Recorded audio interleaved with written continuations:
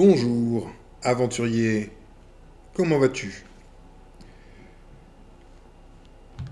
Une personne, un aventurier, Shielder Fox, m'a envoyé une vidéo que j'ai vue il y a déjà pas mal d'années. Il me dit, c'est un commentaire sous la vidéo qui s'appelle La débamboulisation, troisième station. J'ai trouvé une vidéo intéressante sur la bombe atomique. L'auteur de la vidéo stipule que la bombe atomique n'a jamais existé. Il me met le lien. Je sais pas s'il dit vrai, mais sa vidéo pousse. Oups, excuse-moi. Hop, désolé. Sa vidéo pousse tout de même à la réflexion.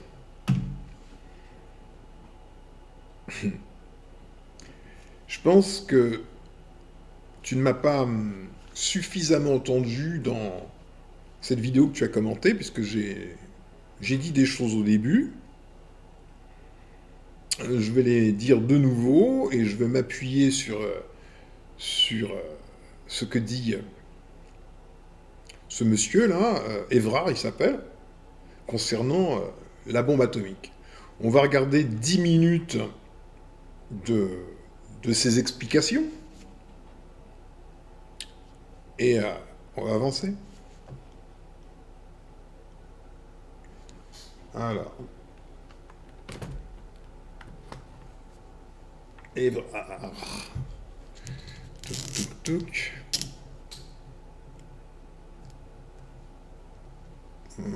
C'est à peu près correct, ça.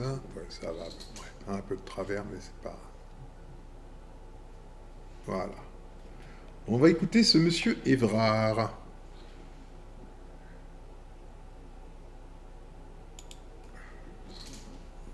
Évrard, oui, tu es là. Ok.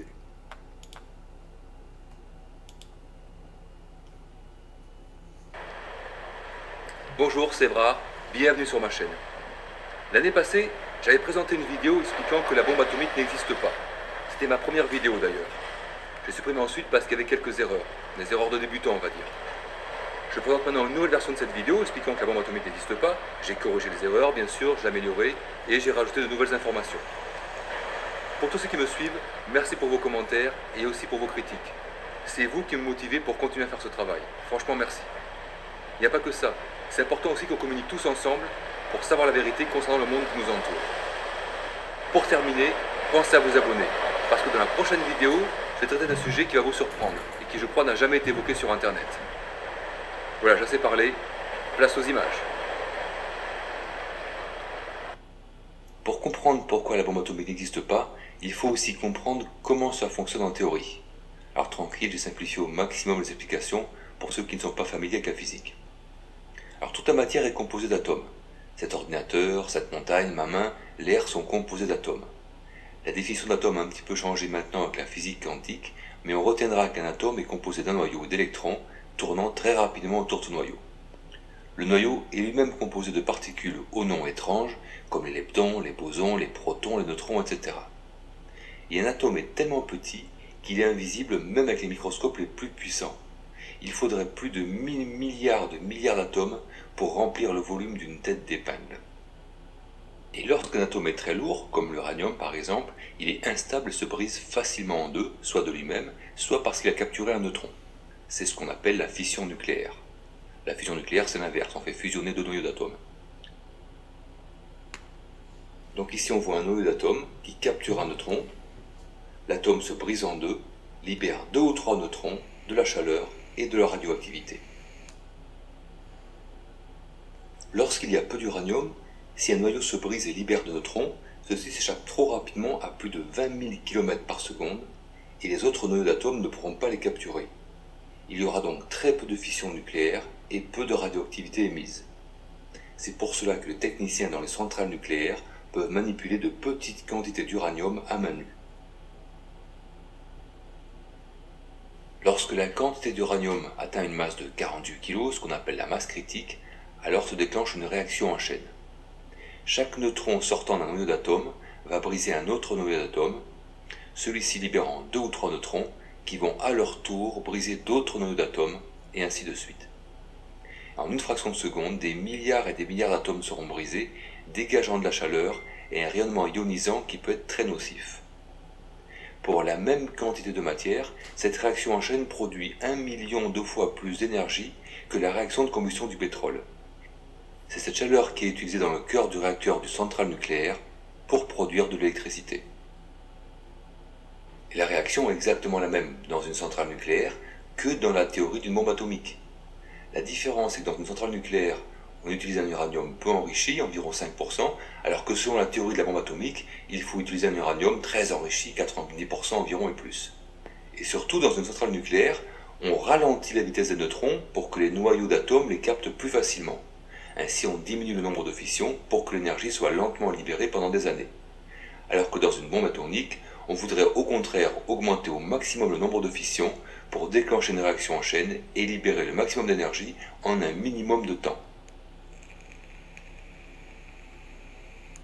Alors comment fonctionne en théorie une bombe atomique? On place éloignés les uns des autres des blocs d'uranium qui sont en dessous de la masse critique pour que la réaction en chaîne ne se déclenche pas, puis on va les rassembler en un seul bloc. Alors maintenant la masse critique est atteinte et cela déclenche la réaction en chaîne et la soi-disant explosion atomique. Bien sûr, ce n'est que de la théorie. Alors pour la bombe d'Hiroshima, ils prétendent avoir utilisé le système dit pistolet. Ils ont placé des anneaux d'uranium au début d'un tube et un cylindre d'uranium à l'autre bout de ce tube. Puis une explosion a projeté les anneaux qui sont encastrés sur le cylindre, la masse critique étant atteinte, cela a causé l'explosion atomique. Ensuite, pour les autres prétendues explosions au test atomique, ils ont utilisé un procédé différent. Ils ont placé une sphère pleine d'uranium au milieu de la bombe atomique, et autour, ils ont placé une autre sphère d'uranium creuse, les deux sphères étant séparées par quelques centimètres. Autour de la sphère extérieure, ils ont placé des explosifs, des charges explosives, et en faisant exploser ces charges, cela compressait la sphère creuse sur la sphère pleine. Et une fois les deux sphères réunies, la masse critique était atteinte, cela déclenchait la réaction en chaîne, et donc l'explosion atomique.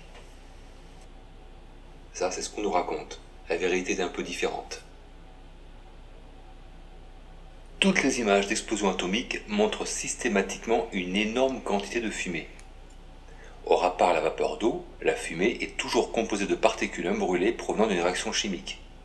Et ici, il ne s'agit pas d'une réaction chimique, il s'agit bien d'une réaction atomique réalisée à partir d'atomes d'uranium qui se divisent en deux.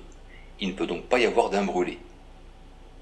De plus, la fumée est presque toujours composée de carbone, d'azote, de soufre sous différentes formes.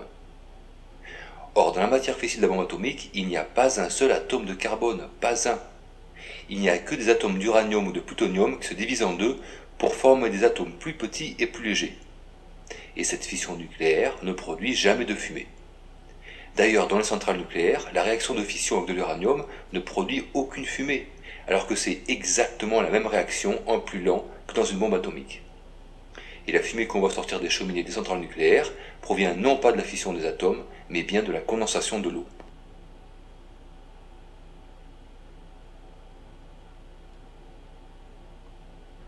Alors les charges initiales explosant pour rapprocher les masses d'uranium ne font que quelques kilos. Elles ne peuvent pas être la cause de ces énormes champignons atomiques. Alors cette fumée proviendrait du carbone contenu dans l'air. Mais la proportion du carbone atmosphérique n'est que de 0,037%. C'est beaucoup trop peu pour former une fumée aussi dense. Et surtout, puisque le carbone est noir, à part le diamant, alors tous les champignons atomiques devraient produire une fumée de couleur franchement noire, et non pas ces champignons de couleur blanc, jaune, orange, rouge. Donc la fumée de ces champignons soi-disant atomiques ne provient pas du carbone contenu dans l'atmosphère. Ou alors est-ce que la fumée proviendra de la végétation au sol qui aurait brûlé et aurait été aspirée avec la chaleur vers le ciel? Mais la majorité des essais de tests soi-disant atomiques ont eu lieu dans un désert où il n'y a que des cactus et très peu de végétation. Les cactus brûlent très mal et ils sont si peu nombreux qu'ils ne pourraient pas produire autant de gaz incandescents et de fumée. La fumée proviendrait de la poussière du sol qui était soulevée. Alors bien entendu, des poussières ont été aspirées pendant l'explosion, mais un simple calcul montre que le champignon atomique est beaucoup trop volumineux pour qu'il soit constitué que de poussière. Plusieurs centaines de millions de mètres cubes pour une explosion de taille moyenne, et cela ferait une masse de poussière de plusieurs millions de tonnes. Impossible qu'une telle masse soit de la poussière aspirée depuis le sol. Alors, cette explosion, soi-disant atomique, on voit bien qu'il ne s'agit pas de poussière aspirée du sol, mais bien d'une boule de gaz incandescent qui continue de se consumer en s'élevant. Et surtout, on nous dit que la chaleur générée par l'explosion ferait plusieurs milliers de degrés. Or, à une telle température, toutes les poussières devraient être littéralement volatilisées en gaz et non pas fournir ces énormes volutes de fumée. Et puis regardez cette explosion, soi-disant atomique dans le Pacifique, elle est au-dessus de l'eau, donc le champignon n'est pas constitué de poussière.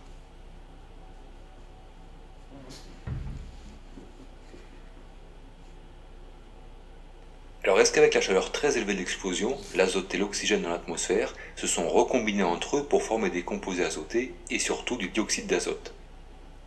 C'est principalement ce gaz qui forme la pollution sur les villes. Mais le dioxyde d'azote est un gaz de couleur brun-orange.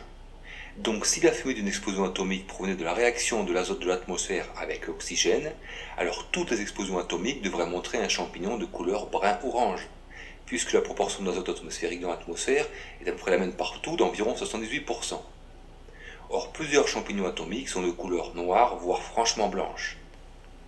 La fumée ne provient donc pas de la recombinaison de l'azote atmosphérique avec l'oxygène de l'air.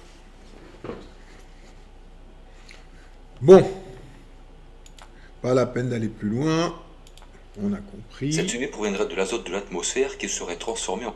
Merci beaucoup, monsieur Évrard.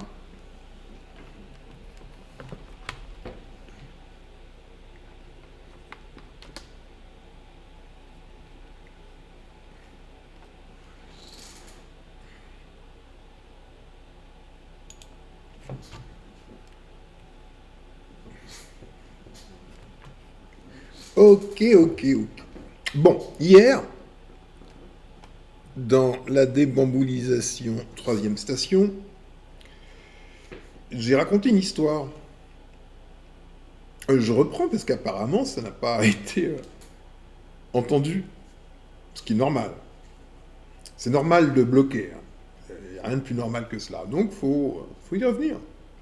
L'histoire que j'ai racontée hier était celle d'un garçon aux États-Unis qui a reçu un coup de poing, qui est tombé face contre terre, qui a dû perdre connaissance. Durant ce laps de temps où il a perdu connaissance, il a vécu réellement en lui. Il a vécu 10 années de vie. Il a rencontré une femme. Ils se sont mis en couple. 2 ans après, ils se sont mariés. Ils ont eu leur premier enfant. Ça a continué. La vie était belle. Ils ont eu un deuxième enfant. Cependant, durant sa vie de couple, de père de famille, il était assis dans son fauteuil chez lui et il y avait une lampe qui était là. Et cette lampe, elle lui posait problème parce qu'elle était incongrue, elle était à l'envers. Mais la lampe était là. Il lui a fallu plusieurs années pour commencer à véritablement prendre conscience de cette lampe qui était une incongruité dans sa vie.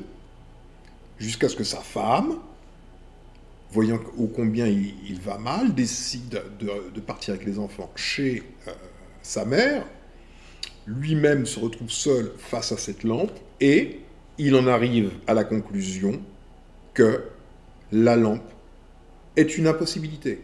La lampe ne peut pas être. Alors, si la lampe ne peut pas être, il devait considérer, supposer, vivre, accepter que l'intégralité de son monde était de même nature que la lampe, c'est-à-dire impossible. C'est alors qu'il se réveille de la chute liée au coup, et il se rend compte que tout ce qu'il a vécu pendant 10 ans n'a jamais été. C'était purement virtuel, rêvé, simulé. Ok ? Cependant, il a vraiment vécu 10 ans. Il a vécu pendant 10 ans. C'est ce qu'il faut accepter. Et il a eu une femme, il a eu 2 enfants, il a eu une vie identique à la tienne. Identique à ce que tu vis maintenant. Identiques. Et pourtant, ce n'était pas réel. Qu'est-ce qui te prouve, toi là, qui m'écoutes, que ce que tu vis est réel? Qu'est-ce qui te prouve que j'existe réellement?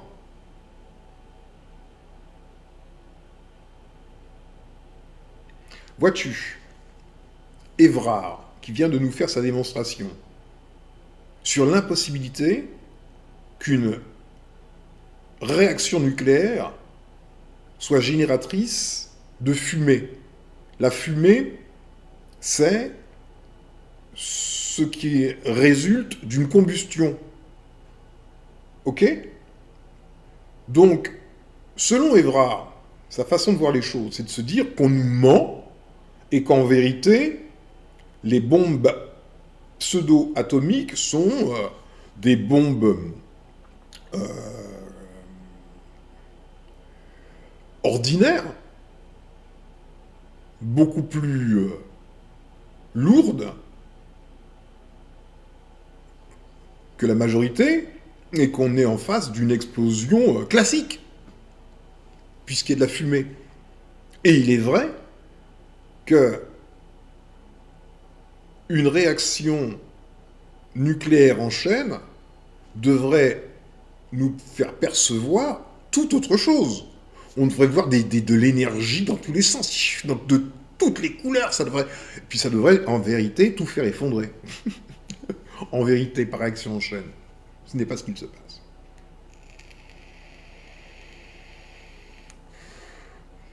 Donc, la bombe atomique, pour Évrard, c'était la lampe.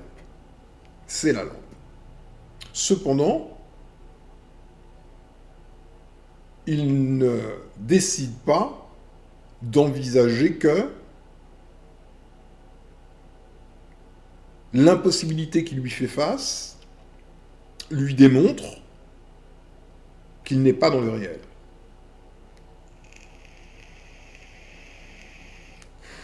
Donc il ne se réveille pas.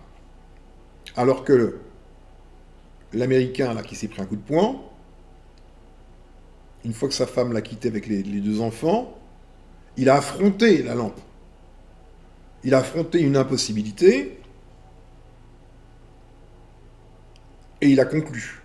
Et donc il s'est réveillé dans le vrai monde.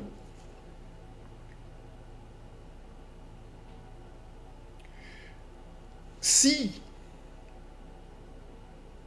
ce qu'on croit être la réalité est une simulation, c'est la même chose qu'un jeu vidéo de très haute qualité.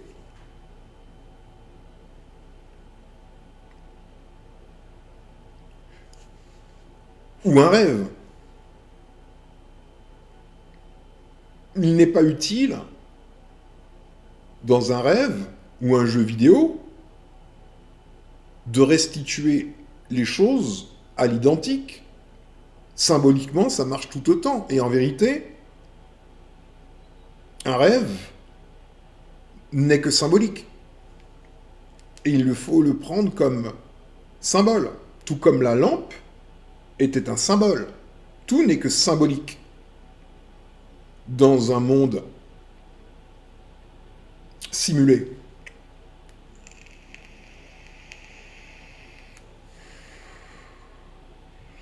Donc, dans une telle simulation, peut-être, est-ce que simuler ce que serait une véritable réaction en chaîne aurait été soit très difficile à réaliser, soit impossible à réaliser, soit il eût fallu réaliser la chose pour de vrai dans la simulation, ce qui ferait exploser la simulation. Donc, on remplace tout le schéma d'une explosion Enfin, c'est même pas une explosion, oui, c'est une réaction en chaîne atomique par quelque chose d'autre. Mais le résultat, symbolique, il est toujours là. Ce qui est tombé sur Hiroshima et Nagasaki, ça a bel et bien fait, dans la simulation, les mêmes dégâts que ceux attendus lors de l'explosion d'une véritable bombe atomique. Jusqu'à présent, hein, jusqu'à ce que Evrard vienne tout remettre en cause. Il y avait des explosions nucléaires. Il y en a eu 2 sur des populations. Il y en a plusieurs en termes de tests. Avec les conséquences de cela. C'est difficile, hein? C'est difficile. Hein. Est-ce que tu comprends? Si tout est faux, si tout est simulé, comme dans un jeu, tu peux tout décider, quoi. C'est le développeur du jeu qui décide, je sais pas, t'appuies sur un bouton, ça te fait un énorme champignon. Mario Bros, fais ce que tu veux. Sauf que dans les jeux vidéo, les choses ne sont pas réalistes. Donc on sait qu'on est en train de jouer, on sait que c'est une illusion dès le départ. Il n'y a rien qui est réaliste. Mais cependant, restons sur les acquis en termes de cosmogénèse acceptés dans le monde occidental. L'univers aurait commencé par un Big Bang il y a un peu moins de 14 milliards d'années, 13 milliards, 800 millions d'années. Ok? La planète Terre a été terraformée il y a à peu près 4 milliards d'années. Ok? Imagine que d'autres planètes accueillent d'autres formes de vie, mais depuis plus longtemps que nous.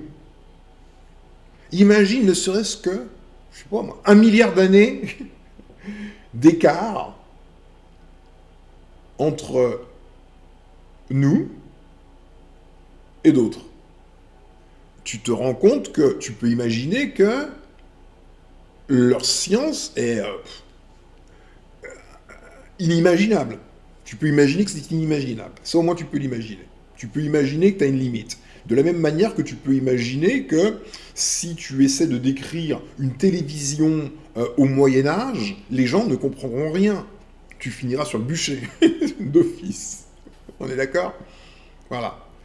Donc, il n'y a strictement rien qui te prouve que une autre civilisation n'aurait pas développé une compétence en termes de simulation de telle façon que tu sois emprisonné dans une simulation convaincu que c'est la réalité unique, indéfectible, absolue.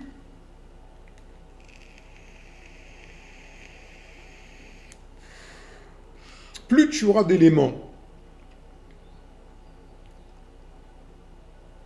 incongrus qui vont te sauter à la figure, des glitches, des bugs dans la matrice, plus tu seras en mesure de douter de la réalité, du réel. Si il s'agit d'une simulation, alors tout est à interpréter symboliquement, comme un rêve. Seuls les symboles comptent. La lampe était un symbole pour celui qui a reçu un coup de poing et qui s'est retrouvé inconscient. Ce symbole était la porte de sortie pour lui. Ainsi que je l'ai dit hier, il aurait tout à fait pu rester coincé dans cette dimension dans laquelle il était. Il a vécu véritablement 10 années. Il aurait pu aller jusqu'à la mort en étant coincé là-dedans. Il aurait pu ne jamais prendre conscience de ce que la lampe lui indiquait.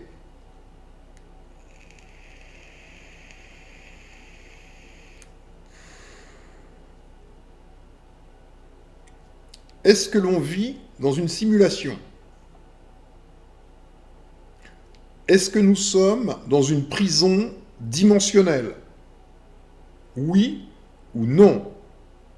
A-t-on des éléments de preuve qui nous permettent d'affirmer ou d'infirmer que nous sommes dans une simulation? Nous allons voir que la science physique en atteste.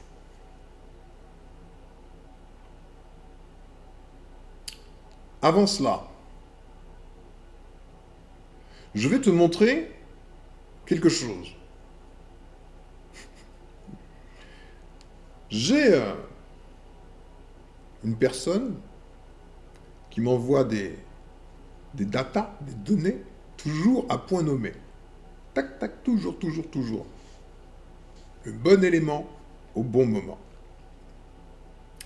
Si je suis dans une simulation, c'est tout à fait normal. Dans un jeu, tu as parfois des personnages qui apparaissent et qui viennent te donner, je sais pas, des trucs de pouvoir ou je sais pas quoi. Tu comprends? Est-ce que tu te souviens de cette série, qui est assez vieille, hein, une série anglaise qui s'appelait Le Prisonnier? Allons voir le générique.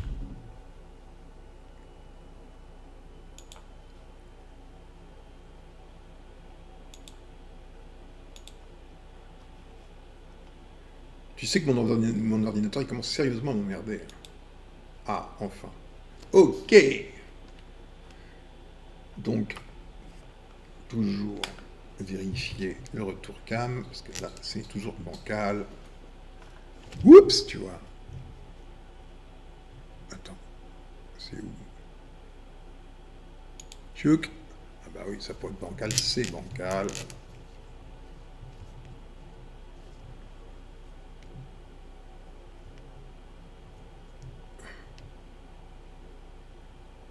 Voilà, c'est à peu près droit. Voilà, là c'est bien. Regarde bien, hein. Détends-toi, détends-toi.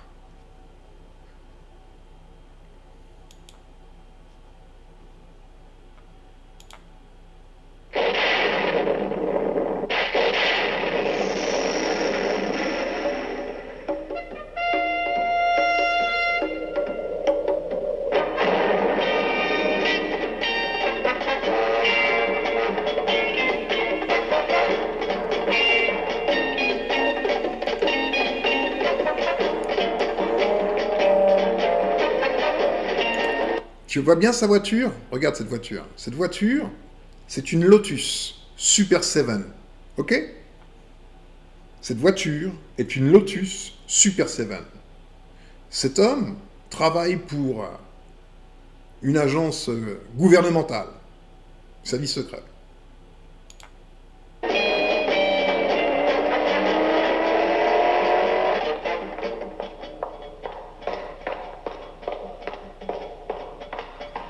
Il descend au fond du gouffre. On est d'accord? Et il est bien déter, là. Wow! Le mec, il y va.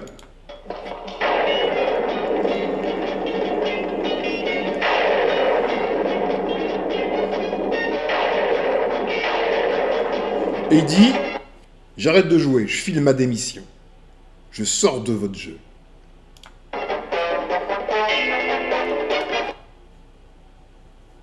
Ça, ce mot resigned, ça veut dire résigné.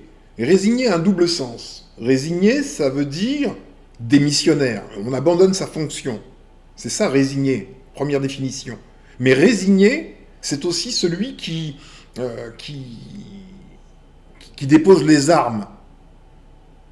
C'est donc tout l'inverse, finalement, dans le cas qui nous intéresse.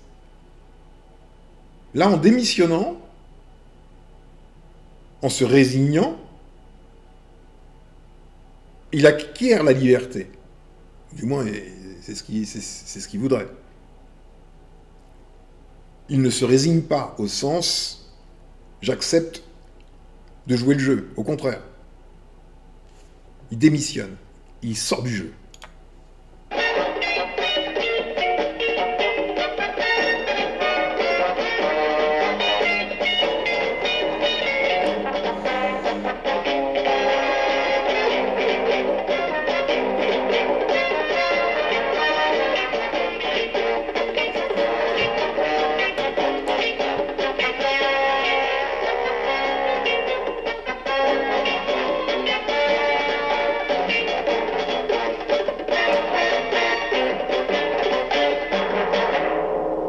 Là, il a mis en croque-mort, celui-là.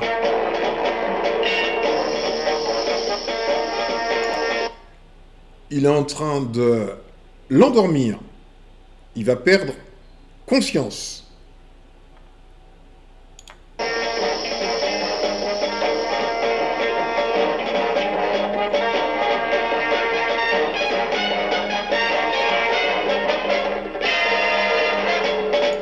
Le monde s'évapore. Le monde dans lequel il était.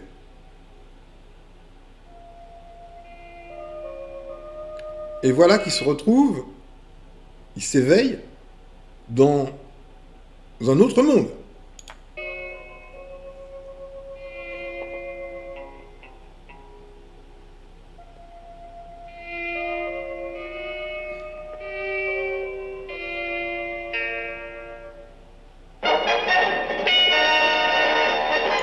Il est dans un simulacre. Où suis-je? Au village. Qu'est-ce que vous voulez? Des renseignements. Dans quel camp êtes-vous? Vous le saurez en temps utile. Nous voulons des renseignements. Des renseignements. Des renseignements. Vous n'en aurez pas. De gré ou de force, vous parlerez. Qui êtes-vous? Je suis le nouveau numéro 2. Qui est le numéro 1? T'as toujours un Vous êtes œil. le numéro 6. Hop, attends, ce que t'as pas vu, parce que c'est passé un peu vite.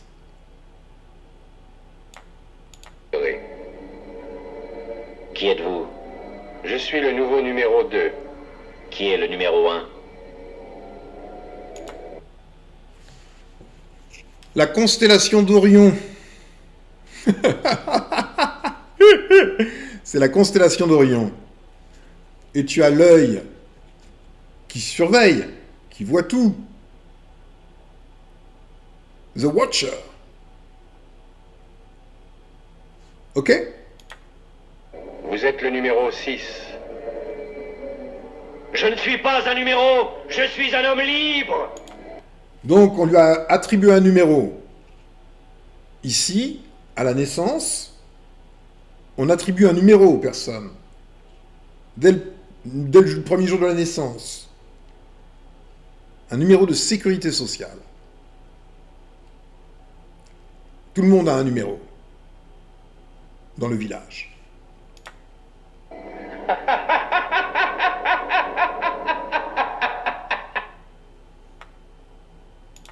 Ok. Attends, bouge pas. On va rester là. Donc, ce que tu ne sais pas, c'est la suite, enfin la fin. Quand il finit par sortir de ce village. Il a essayé à plusieurs reprises et à chaque fois, il est poursuivi par une sorte de boule qui, dès lors qu'elle le touche, lui fait perdre conscience encore une fois et il n'arrive pas à s'échapper. Il est prisonnier dans une dimension. Il est dans une prison dimensionnelle. Cependant, à la fin, il arrive à quitter ce lieu. La première chose qu'on lui donne, qu'on lui restitue, c'est sa voiture. Sa voiture est une Lotus Super 7. Lotus Super 7. Je t'ai dit que ce qui nous rattachait ici était 7 chakras.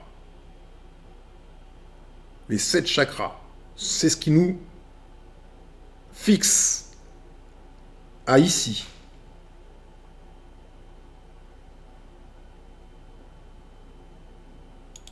Voilà, le symbolisme des chakras. Premier chakra Muladhara, localisation, région du périnée, à la base de la colonne vertébrale. C'est là où dort la Kundalini. Élément cosmique terre, lotus, 4 pétales vers le sol. Voilà les 4 pétales du lotus. Lotus, 7 chakras. Deuxième chakra, 6 pétales, qui correspondent à des sons, à des éléments, etc. Donc il y a des correspondances. Troisième chakra, 10 pétales. Quatrième chakra, 12 pétales au lotus. Cinquième chakra, 16 pétales. Sixième chakra, 2 pétales. Troisième œil, ajna. Septième chakra, sahasrara, 1000 pétales. Couleur, éclat du diamant, violet et blanc. Élément cosmique, Brahman, l'absolu, existant de toute éternité, présent avant la création.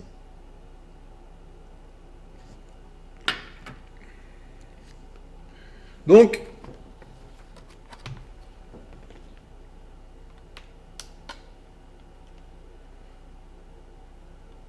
ce film, Le Prisonnier, nous donne des clés pour comprendre les choses, au fond. Beaucoup de clés pour comprendre les choses.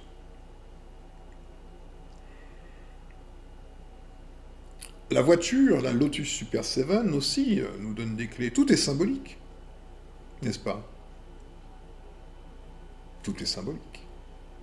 Alors me diras-tu, peut-être est-ce que je suis romantique, voire même subdélirant? Ce que tu veux. Alors, on va se tourner vers des personnes hautement réputées d'un point de vue scientifique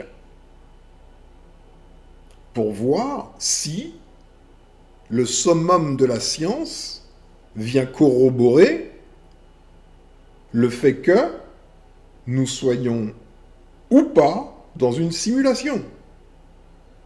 Allons voir.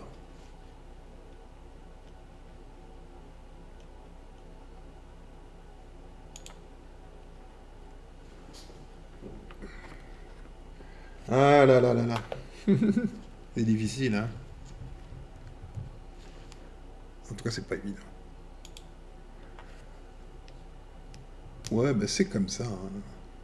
C'est comme ça. Faut juste accepter les choses. Hein. Faut juste accepter les choses. Donc, on en est où, là? On va commencer par regarder quoi? On va commencer par écouter une personne qui va nous faire une petite vidéo. Bon, après, on ira voir des choses plus rigoureuses. Mais c'est bien comme ça, déjà. Ça va t'ouvrir l'esprit. Citoyennes, citoyens, bonjour et bienvenue dans ce nouveau dossier de l'espace. L'espèce humaine est le fruit de milliards d'années d'évolution terrestre. Elle a développé 5 sens et un cerveau qui lui permettent de fonctionner au mieux dans cet environnement précis. Notre conception du monde est donc instinctivement dérivée de nos expériences quotidiennes. La matière est ce qui est massif et qui offre une résistance. Le temps semble fluide, mais paraît fixe lorsqu'on le mesure, et l'espace est un volume en 3 dimensions qui fait office de simple contenant. Ces conceptions primaires permettent de combler toutes les préoccupations du genre humain. L'amour, la guerre, les relations sociales ou l'art n'ont pas besoin de beaucoup plus pour prospérer. Il y a cependant une autre qualité humaine qui vient chambouler cette belle harmonie, la curiosité. Donc, on avait bel et bien ce garçon américain, là, qui s'est pris un coup de poing.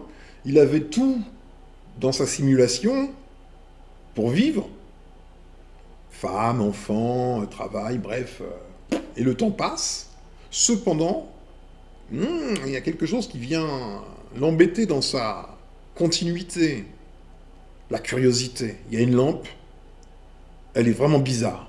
Il faut que je comprenne. Au fil des siècles et des millénaires, c'est elle qui a abouti à un système de connaissances complètement contre-intuitif, la science. Par le biais d'une logique rigoureuse et d'expériences précises, des esprits particulièrement brillants sont parvenus à démontrer que ce qui nous apparaît comme instinctif est faux. La plume ne chute pas plus lentement que le plomb. La matière est constituée de particules élémentaires. Elle entretient une relation intime avec l'énergie, le temps et l'espace. Ce monde, qui semble si familier, fonctionne en réalité via des mécanismes qui n'ont rien à voir avec nos idées instinctives. La physique moderne est ainsi presque diamétralement opposée à la conception du monde qu'aurait un humain lambda voilà 2000 ans. Ces deux piliers fondamentaux, la relativité générale et la mécanique quantique, sont réellement compris par une fraction incroyablement faible des individus de notre espèce. Il faut dire que ce sont des théories très contre-intuitives. Voilà. Donc il y a des personnes qui sont toujours dans un référentiel vieux de 2000 ans. Et parfois des physiciens. Parce que c'est choquant. Ce que révèle la science moderne. C'est contre-intuitif, comme il l'a dit, et ça brise le réel. Ou l'idée qu'on s'en fait. C'est aussi le cas du sujet dont on va discuter aujourd'hui. Certains des individus curieux de notre espèce pensent que l'univers dans son ensemble pourrait n'être qu'un hologramme, une projection développée à partir d'un niveau de réalité plus fondamental.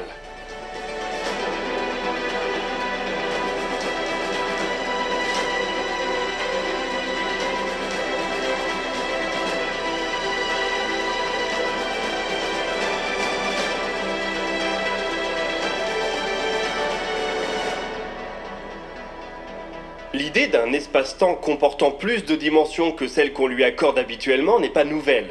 Les théories qui tentent d'unifier la relativité générale et la mécanique quantique ne sont souvent pas avares en dimensions supplémentaires. La théorie des cordes propose ainsi des variantes à 10, 11 ou même 26 dimensions. Certaines hypothèses proposent même d'ajouter une dimension supplémentaire au temps. Ce sont des phénomènes qu'il est impossible de se représenter mentalement, et qui restent donc confinés au royaume des mathématiques, en attendant une preuve éventuelle. Il y a 25 ans, certains théoriciens ont pourtant émergé avec une idée inverse. Et si la réalité la plus fondamentale ne contenait pas plus de dimensions, mais moins? Notre impression du réel, en 3 plus une dimension, ne serait alors qu'une projection, un hologramme formé à partir de cette couche élémentaire. Le terme hologramme permet ici de former un point de comparaison. Il ne faut évidemment pas imaginer que notre univers se forme à partir d'une carte qu'on trouve dans un paquet de céréales. Pour comprendre d'où vient cette idée saugrenue, il faut comme souvent se tourner vers les astres les plus mystérieux de l'univers, les trous noirs.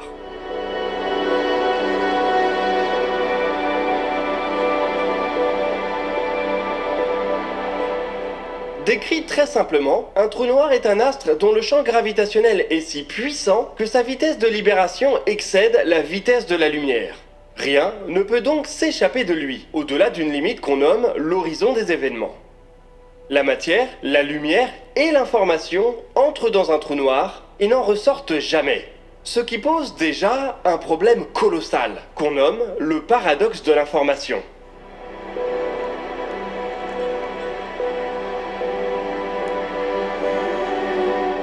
Comme on vient de le dire, en relativité générale, un trou noir est un objet tellement simple qu'il peut être entièrement décrit par 3 grandeurs. Sa masse, sa charge électrique et son moment cinétique. Il ne contient absolument aucune autre information. La mécanique quantique nous dit pour sa part que l'information d'un système doit toujours être conservée. Elle peut être transformée, mais pas créée ex nihilo ou détruite, même lors de la formation d'un trou noir. Bref, tout ce qui est pour l'éternité, nous y compris. La matière ou la lumière qui tombe dans un trou noir contient énormément d'informations. Cette dernière semble disparaître lorsqu'elle est absorbée par le système informationnel simple que constitue un trou noir. C'est un des points de friction entre la relativité générale et la mécanique quantique.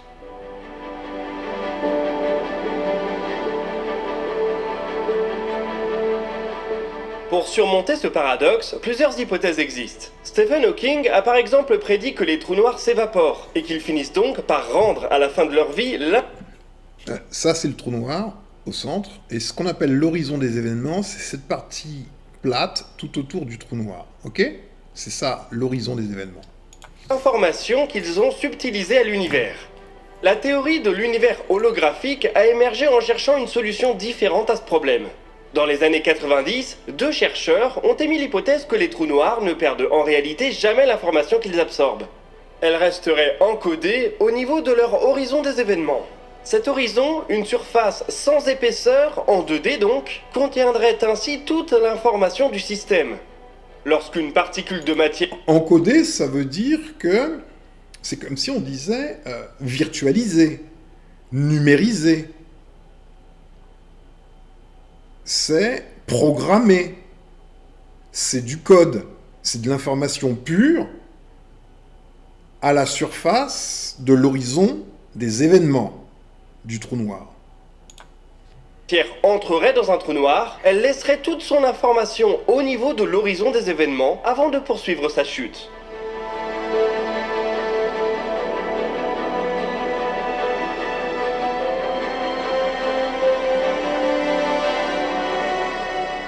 Lors de la fin de vie d'un trou noir, les radiations de Hawking restitueraient l'information ainsi stockée. Il faudrait considérer l'horizon des événements d'un trou noir comme une sorte de vestiaire informationnel dans lequel on laisse son information avant d'entrer et on la récupère avant de sortir.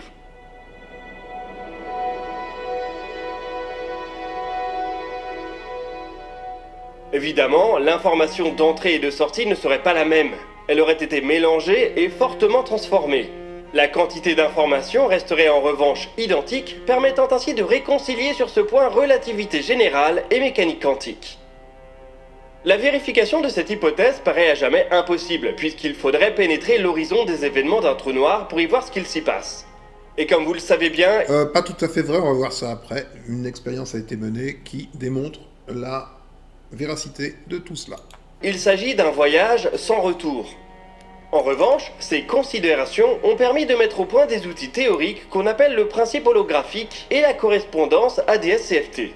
Ceci nous explique qu'il est possible d'encoder la totalité de l'information d'un système en 3 dimensions spatiales sur une surface en 2D. L'horizon des événements d'un trou noir pourrait ainsi ne pas être la seule surface de l'univers à encoder la totalité de l'information d'un système. On peut même imaginer que la totalité de l'univers soit lui-même encodée sur une surface en 2D. La science nous a habitués à des changements de paradigme bouleversants, et ce dernier ne déroge pas à la règle.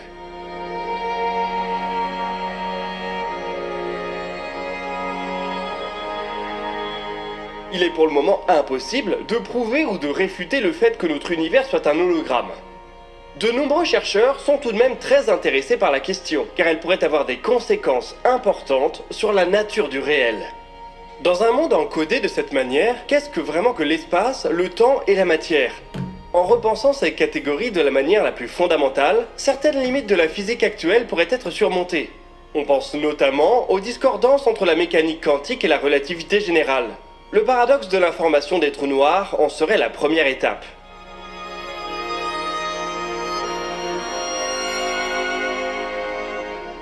Si l'univers est holographique, il faut aussi déterminer quelle est sa surface d'encodage. Faut-il imaginer une sorte d'immense horizon des événements qui envelopperait la totalité du cosmos? Ou bien l'analogie avec les trous noirs n'est-elle plus pertinente à cette échelle? En dehors de la physique pure, une telle hypothèse a aussi un impact sur le monde de l'informatique et de la théorie de l'information en général. Elle pose des limites dures à la quantité d'informations qu'il est possible d'encoder dans un espace donné. On pourrait donc y voir une limite théorique à la densité maximale d'informations de l'univers. Cela pourrait valider ou réfuter les hypothèses qui touchent à l'univers en tant que simulation. Souvenez-vous, on avait réalisé un dossier sur le sujet il y a quelques mois. Pour le moment, tout cela reste de la spéculation. Pour que la théorie d'un univers holographique puisse se développer, elle a besoin d'un support observationnel, un ou des phénomènes naturels qu'elle expliquerait mieux que d'autres hypothèses.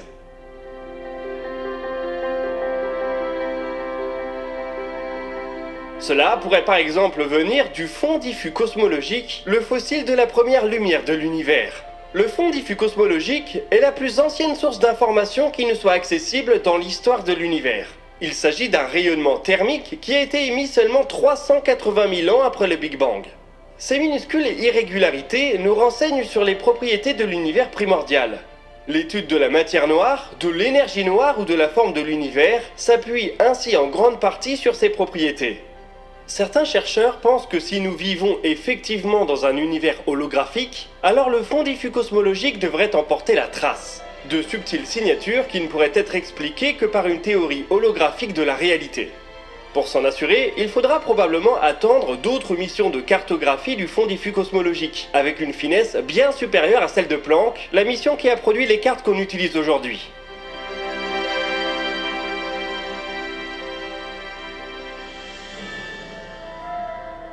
Un autre phénomène hypothétique pourrait pour sa part être détecté dans des interféromètres à ondes gravitationnelles. Il ne s'agirait pourtant pas de telles ondes, mais de ce que les chercheurs qualifient de bruit holographique. Lorsque les détecteurs d'ondes gravitationnelles fonctionnent, ils s'évertuent à effacer tous les bruits. L'impact du vent, du ressac sur une plage, d'un microséisme de l'autre côté de la Terre, des déformations thermiques, etc. Dans un univers holographique, il est probable que les détecteurs les plus précis finiraient par être impactés par une autre forme de bruit, des fluctuations aléatoires dues à la nature même de l'espace-temps. Autrement dit, dans un univers holographique, les détecteurs d'ondes gravitationnelles sont en théorie moins précis que dans un univers qui n'est pas holographique. Ces preuves n'arriveront peut-être jamais. Les théories sur la nature de l'univers sont nombreuses et pas toutes compatibles entre elles. Vivons-nous dans un espace holographique simulé aux dimensions cachées, à l'espace et au temps granulaire? Si on a un peu de chance, la physique saura répondre à au moins une de ces questions de notre vivant, ce qui ne manquerait pas de chambouler nos convictions les plus profondes sur la réalité.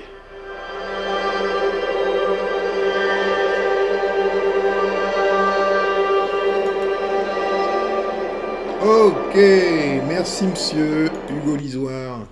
Bien, on a quoi là?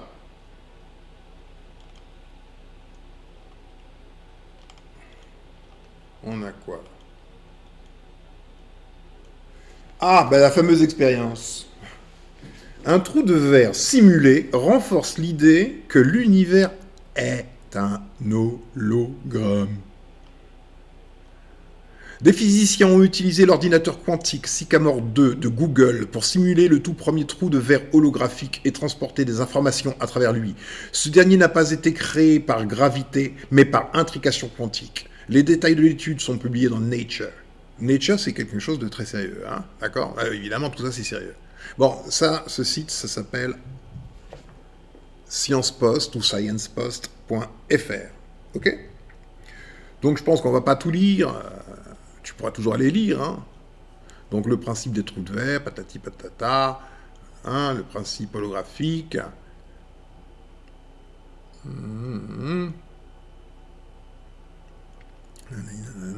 Tu iras lire, hein. Je te viens de te donner l'URL. Hein.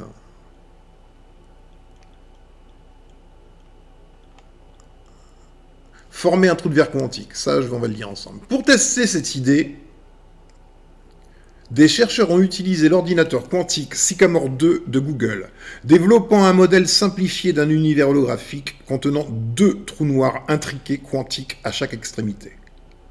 Après avoir encodé un message d'entrée dans le premier qubit, les chercheurs ont alors observé le message se brouiller, un parallèle avec le fait d'être avalé par le premier trou noir, avant de ressortir intact à l'autre extrémité. Ici, l'expérience était vraiment simplifiée.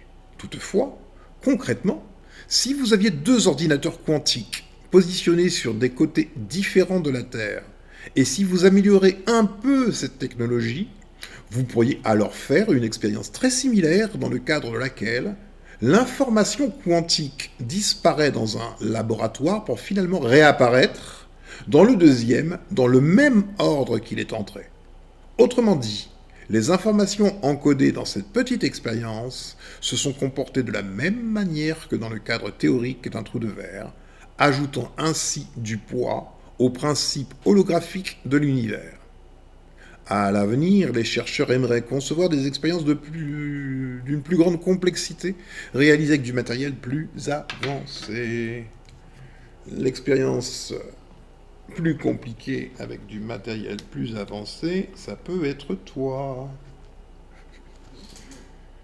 Aventurier, n'est-ce pas? Retour caméra, excuse-moi. Faut que je change de souris, hein, parce que ça marche plus du tout correctement. Choc, voilà. N'est-ce pas, aventurier? Vois-tu, hier, je t'ai dit... Tu sais, est-ce que tu connais le principe du quatrième mur au cinéma? Quand on filme une pièce au cinéma, cette pièce n'a que 3 murs. Un à gauche, un à droite et un en face. Puisque le quatrième mur, c'est là où est posé tout le matériel, caméra, tout ce qui est technique, le personnel, etc. Donc, le quatrième mur est toujours invisible. Il existe un mur qu'on ne voit pas, là où se déroule la mise en scène. Ok ? Hier, je te disais que nous avons vu que, selon la physique quantique, certes, mais la physique quand même, selon la physique quantique, les objets, tous les objets sont fondamentalement de l'énergie. Et fondamentalement, ils sont soit ondulatoires, soit corpusculaires dans leur même nature. Ondulatoire, ça veut dire que c'est rien, c'est une onde, c'est de l'idée, voilà, ce n'est que de l'idée. Et cette idée ondulatoire devient un point, quelque chose de concret, d'objectif, ça, c'est concret, c'est objectif, selon le bon vouloir de la conscience qui observe les choses. C'est seulement au moment où on observe cela que ça devient cela. En dehors de toute observation de qui que ce soit, ceci se résout à des ondes. C'est très difficile à admettre que ceci ne se met à devenir concret que parce qu'on a posé son attention dessus. Ça veut dire qu'il y a interaction constante entre le perçu et le percevant.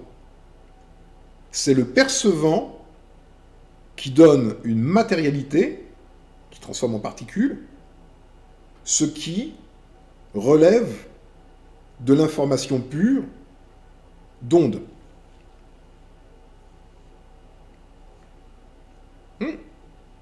C'est très difficile à admettre, hein. On avance. Pas grave.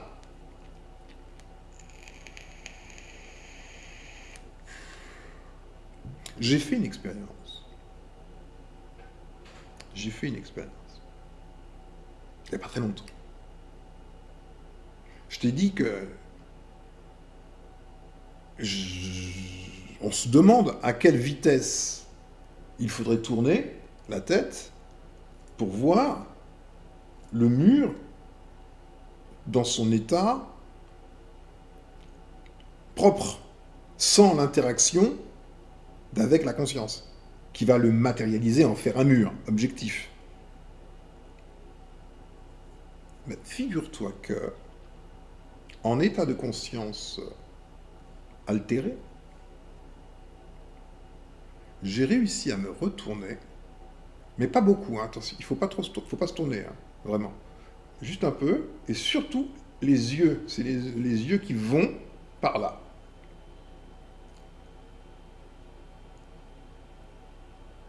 Dans un état de conscience spécifique, et avec la tête, une tension spécifique là aussi. Il y a la tension qui est importante, une tension spéciale, une rotation, mais non pas véritablement dans le but de voir comme on veut voir d'habitude. C'est quelque chose d'autre. Les yeux, eux, vont vers la droite. Et là, j'ai vu une faille. Et dans cette faille, il y avait quoi? Aussi difficile à admettre que cela puisse paraître, il y avait un de ces extraterrestres dans son monde, en train de faire je ne sais quoi, travailler sur une sorte d'ordinateur. Son monde était de couleur un peu rouge, jaune, ocre, très, très étrange d'ailleurs.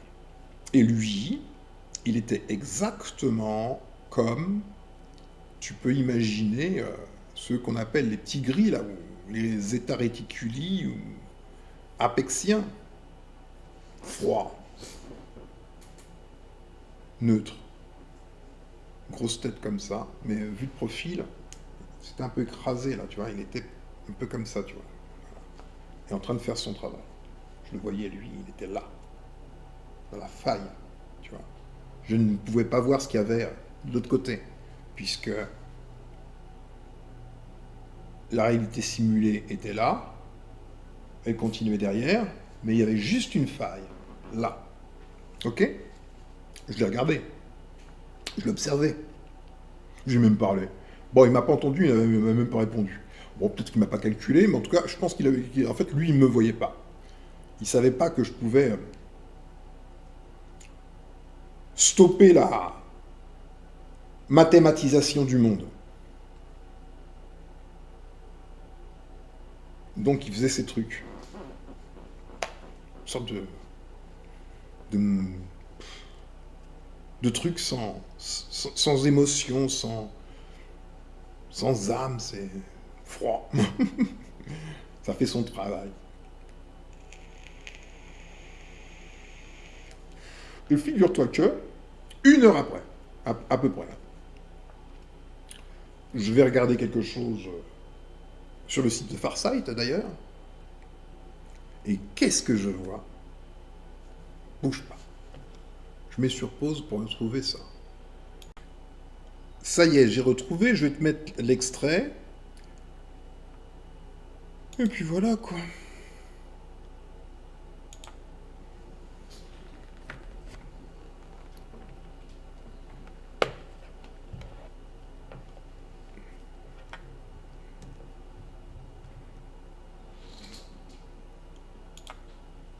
It's very intense here.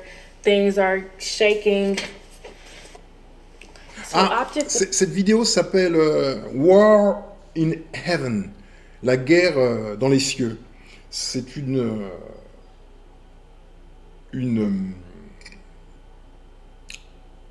visualisation à distance de ce qu'il s'est passé à l'origine, raconté dans la Bible, la guerre au ciel, la rébellion des anges. Donc, c'est passionnant. one has the defensive mentality of trying to calm the situation down with their cool beams, and it's cool, but it's kind of like an icy hot ray they're sending out, and like constantly trying to diffuse the whole fire and smoke, and then Object 2 has more of an aggressive mentality.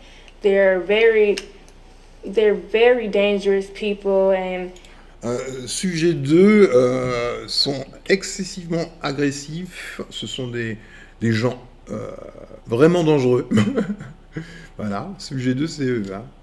they're trying to destroy this whole environment, this city, and Ils veulent détruire tout l'environnement, la ville. everything is just crumbling and shaking. This whole city is going down.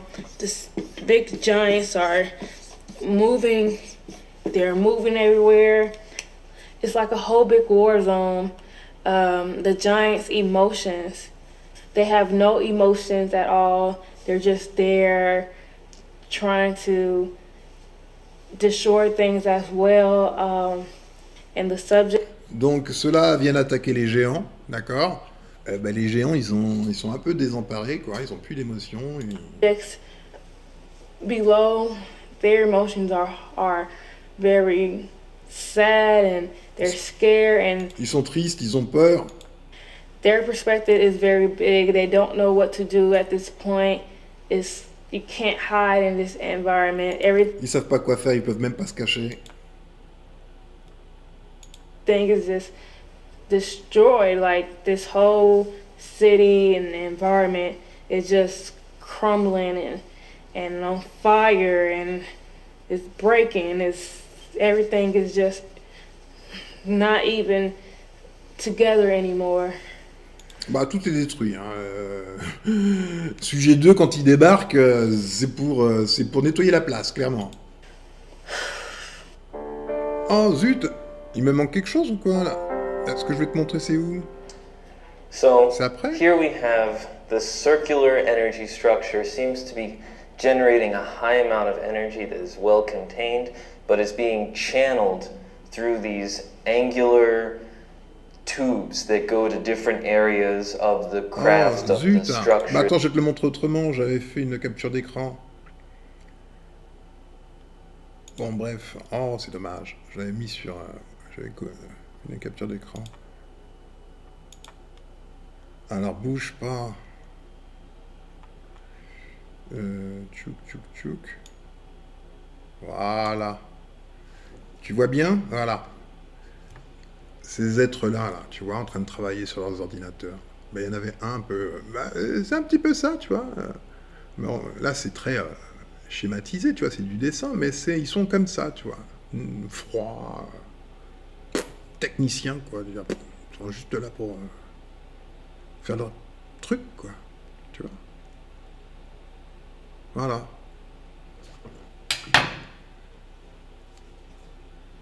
Ceux-là, là. Ouais. Ce sont des choses qui arrivent, hein. Donc, tu vois, en supposant que... Enfin, il n'y a même plus à supposer, hein. Dans cette prison dimensionnelle, il y a des gardiens visibles. Ceux qui gouvernent, en fait, tout simplement, Norma One. Mais dans les coulisses, il y en a d'autres qui sont plus derrière le rideau technique de la prison dimensionnelle. Normalement, on ne les voit pas, pour des raisons quantiques, mais il est possible de pirater un peu le programme, en se piratant soi-même aussi, en même temps, ça va avec. Puisque, en fait, il y a une interaction. Hein. Et constater, waouh, ok. De l'autre côté du rideau, en fait, il y a des marionnettistes, tu vois.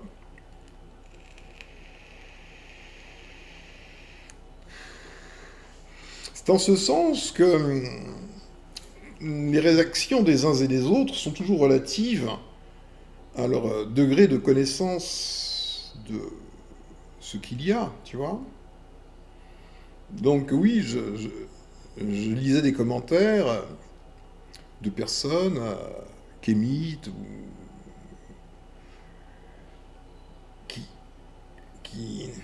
qui n'acceptait pas ce que je dis, ou du moins je prends les éléments d'autres, hein, et j'accompagne mes propos d'éléments d'autres. Il ne m'appartient pas de ce que l'univers soit holographique. Hein. Personnellement, j'ai rien à battre. Il se trouve que, bon, bah, voilà, la science te montre cela. Je n'ai jamais coproduit, j'étais même pas né, le film Le Prisonnier.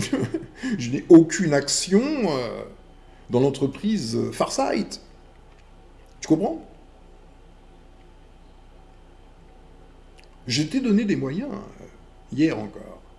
Je t'ai dit, fréquence, casque sur les oreilles, l'agent spécial, appelé Dimitri, DMT,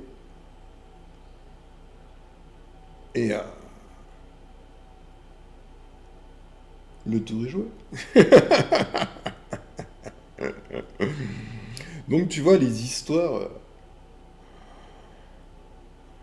toutes les histoires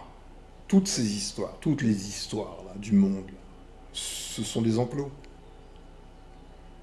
Tant qu'on ne parle pas des vrais sujets qui fâchent, on est dans un enclos. Hein, il y a plein de gens qui te racontent un tas de trucs sur YouTube, ou je sais pas quoi, mais en fait ils t'endorment, quoi. L'histoire, tes ancêtres les Gaulois, ou je sais pas quoi, un tas de trucs qui servent à rien, quoi. Qui servent strictement à rien, si, à t'endormir.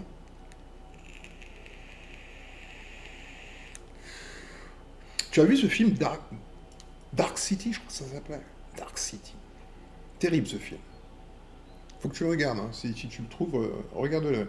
Je vais pas te le spoiler, parce que ça vaut vraiment le coup de le regarder. Si tu l'as pas encore vu. Si tu l'as déjà vu, bah, tu sais déjà de quoi ça parle. Ok? Eh ouais. Take care, baby boy.